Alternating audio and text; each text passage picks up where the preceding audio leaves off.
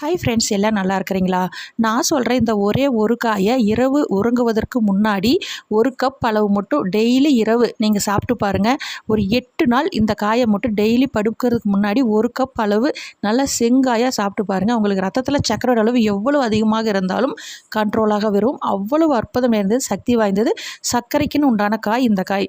அதே போல் உங்களுக்கு எளிமையாக கிடைக்கக்கூடியது தான். உங்களுக்கு சர்க்கரையோட அளவு 300, 400, 500 எவ்வளோ அதிகமாக இருந்தாலும் சரி, அதை விட உங்களுக்கு எனக்கு சுகரோட அளவு ரொம்ப அதிகமாக இருக்குது, நான் மாத்திரை போட்டுட்ருக்கிறேன், மாத்திரையிலேருந்து இன்சுலின் ஊசி போட்டுட்டேன், நான் இத்தனை பாயிண்ட் போட்டுட்ருக்கேன் அப்படின்னு சொல்லி புலம்புறீங்க இல்லைங்களா? கவலைப்பட வேண்டியதே இல்லை.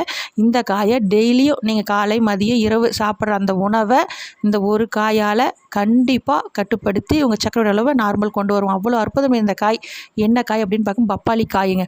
பப்பாளி காய் நல்லா பழம் சாப்பிடக்கூடாது, நல்லா செங்காயாக எடுத்து நல்லா மேல் தோலை சீவிட்டு நல்லா குட்டி குட்டியாக அந்த பாலை கழுவிட்டு நல்லா செங்காயாக எடுத்து 1 கப் சாப்பிட்டு பாருங்கள்.